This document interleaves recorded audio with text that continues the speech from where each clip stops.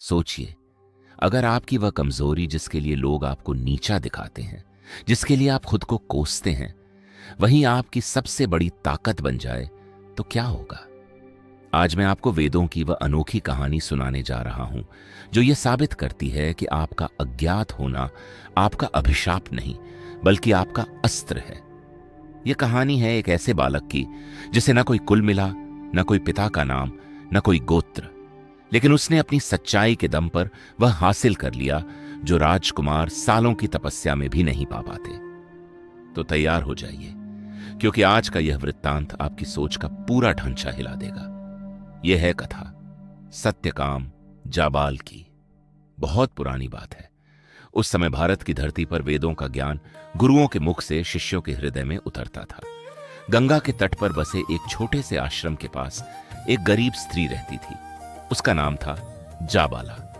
वह विधवा थी और घर घर जाकर सेवा करके अपना गुजारा करती थी। उसका एक छोटा सा बालक था, सत्यकाम। सत्यकाम बड़ा ही नटखट और जिज्ञासु बालक था। जब वह अपनी मां के साथ गांव जाता तो उसे संतों महात्माओं की बातें सुनना बहुत अच्छा लगता। वह देखता कि कैसे बड़े बड़े राजकुमार और धनी पुत्र गुरुकुल में जाते हैं, वेदों का अध्ययन करते हैं और ज्ञानी बनते हैं। एक दिन उसके मन में तीव्र इच्छा जागी, मुझे भी ज्ञान चाहिए, मुझे भी ब्रह्मा जी का साक्षात्कार करना है। वह दौड़ता हुआ अपनी मां के पास गया और बोला, मां, मुझे गुरुकुल जाना है, मुझे वेद पढ़ने हैं, मुझे ब्रह्म ज्ञान प्राप्त करना है। जाबाला ने अपने बेटे की ओर देखा। उसकी आंखों में पानी आ गया। वह जानती थी कि उसके पास न तो धन है, न कोई बड़ा कुल, न गोत्र। बिना गोत्र के कोई भी गुरु बालक को शिष्य नहीं बनाता। लेकिन अपने बेटे की ललक देखकर उसने हिम्मत जुटाई और बोली, बेटा जाओ, परंतु सच्चाई से जाना, मैं तुम्हारी मां हूं, जाबाला। मुझे तुम्हारे पिता का नाम नहीं पता। मैंने तुम्हें सेविका के रूप में काम करते हुए पाला है। मैं सच नहीं जानती, इसलिए मैं तुम्हें केवल इतना बता सकती हूं, तुम सत्यकाम हो, सत्य के प्रेमी। तुम्हारा गोत्र मैं नहीं जानती, लेकिन तुम सत्य को जानो, यही मेरी इच्छा है। जब गुरु पूछें तो यही सच कह देना। सत्यकाम ने अपनी मां का आशीर्वाद लिया और वह ऋषि हारिद्रुमत गौतम के आश्रम की ओर चल पड़ा। रास्ते में उसके मन में कई सवाल थे। क्या मुझे कोई गुरु स्वीकार करेगा? क्या मेरी मां के बिना पिता की संतान को कोई ज्ञान देगा? लेकिन उसने अपनी मां का वचन याद रखा, सत्य बोल। आश्रम पहुंचकर उसने ऋषि गौतम के चरणों में प्रणाम किया और ऋषि ने उसकी ओर देखा। वह मटमैला, साधारण वस्त्र पहने, परंतु उसकी आंखों में एक अलौकिक चमक थी। आर्षि ने पूछा, वत्स, तुम कौन हो? तुम्हारा गोत्र क्या है? तुम्हारे पिता कौन है? सत्यकाम ने बिना किसी हिचकिचाहट के, बिना किसी डर के, बिना किसी झूठ का सहारा लिए सीधे उत्तर दिया, भगवन, मैं सत्यकाम हूं। मेरी माता का नाम जाबाला है। वह विधवा हैं और सेविका हैं। उन्होंने मुझे बताया कि वे मेरे पिता का नाम नहीं जानती। मेरा कोई गोत्र नहीं है। मैं सत्यकाम जाबाल हूं, यही मेरा परिचय है। इतना सुनते ही आश्रम में खलबली मच गई। कुछ शिष्य फुसफुसाने लगे, यह तो अज्ञात कुल का बालक है, इसे कोई गुरु कैसे स्वीकार करेगा? यह वेदों का अधिकारी नहीं है। लेकिन ऋषि गौतम का चेहरा खिल उठा। उनकी आंखों में गर्व की चमक आई। उन्होंने उठकर सत्यकाम को गले लगा लिया और कहा, वत्स, जो इतनी निर्भयता से अपनी सच्चाई कह सके वही सच्चा ब्राह्मण है। जिसके अंदर सत्य का वास हो उसे गोत्र की जरूरत नहीं। तुम मेरे शिष्य हो, मैं तुम्हें वेद पढ़ाऊंगा। उस दिन सत्यकाम के जीवन ने एक नई दिशा पाई। लेकिन आर्षि ने उसे सीधे वेद नहीं पढ़ाए। उन्होंने एक अनोखी परीक्षा ली। उन्होंने सत्यकाम को 400 गायें सौंपी और कहा, बेटा, इन गायों को ले जाओ, जंगल में इनकी सेवा करो। जब ये गायें बढ़कर 1000 हो जाएं, तब वापस लौटना। उसी दिन तुम्हें ब्रह्म ज्ञान प्राप्त होगा। सत्यकाम ने बिना कोई सवाल किए गायों को लेकर घने जंगल की ओर प्रस्थान किया। वहां उसने गायों की सेवा शुरू की। वह उन्हें चराता, उन्हें पानी पिलाता, उनके बच्चों की देखभाल करता। दिन ब दिन, महीने दर महीने, साल दर साल बीतते गए। वह जंगल में अकेला रहता था, पर वह अकेला नहीं था।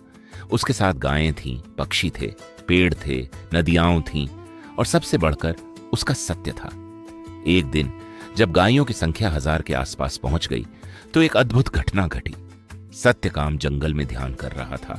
तभी अचानक उसके सामने एक विशाल बैल प्रकट हुआ। वह बैल सामान्य नहीं था। उसके सींगों से अग्नि की लपटें निकल रही थीं और उसके मुख से वेदों का ज्ञान बरस रहा था। उस बैल ने सत्यकाम से कहा, सत्यकाम, मैं ब्रह्म की एक किरण हूं। मैं तुम्हें पवन का अंश सिखाता हूं। पवन ही सबका प्राण है, वही ईश्वर का रूप है। इतना कहकर बैल अंतर ध्यान हो गया। सत्यकाम का मन अत्यंत शांत हो गया।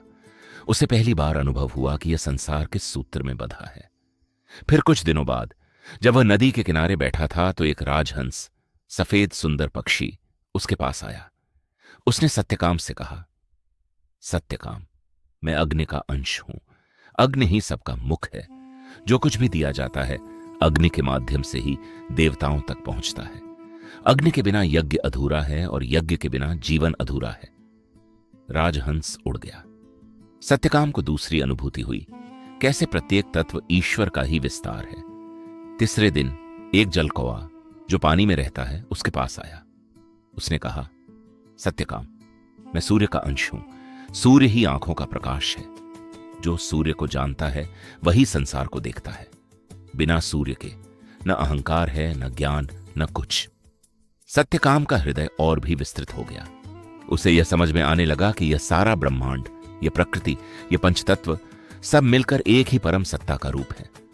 चौथे दिन एक मस्तिष्क जो पानी के भीतर तैरने वाला जीव था ने आकर कहा, सत्यकाम, मैं प्राण का अंश हूं।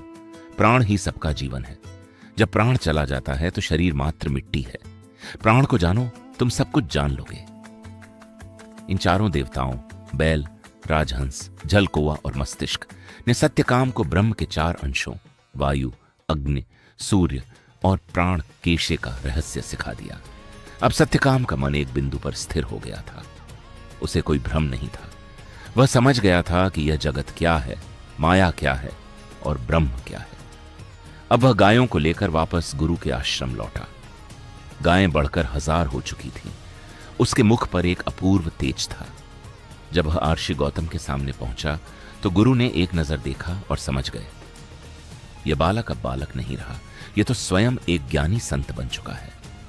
गुरु ने पूछा, वत्स, क्या तुमने ज्ञान प्राप्त कर लिया?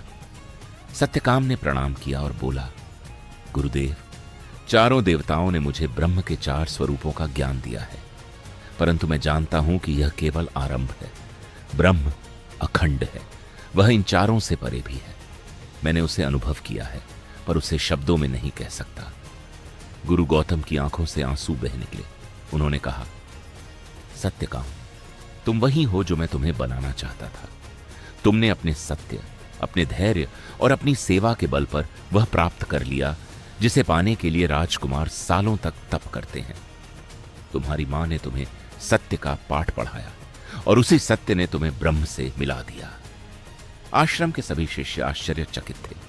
जिस बालक को वे अज्ञात कुल समझकर नीचा देख रहे थे, आज वही उनका मार्गदर्शक बन बैठा था। सत्यकाम जाबाल आगे चलकर एक महान ऋषि बने और उनका नाम उपनिषदों में अमर हो गया। यह कहानी हर उस इंसान को बताती है जो अपनी कमियों, अपनी निर्धनता, अपने अज्ञानता या अपने पिछड़ेपन से डरता है, कि असली पूंजी सत्य है, धैर्य है और आत्मविश्वास है। जो इन तीनों को धारण करता है वही मानव से महामानव बन जाता है। ठीक वैसे ही जैसे सत्यकाम जाबाल बने थे, जिसने अपनी सच्चाई को ही अपनी सबसे बड़ी ताकत बना लिया। अगर आपको यह कहानी पसंद आई तो चैनल को सब्सक्राइब करना मत भूलना। ऐसी हर दिल को छू लेने वाली कहानियां आपके लिए आती रहेंगी। घंटी, बेल भी दबा देना ताकि मेहनत और सीख की हर बूंद तक आपकी पहुंच बनी रहे। जय हिंद।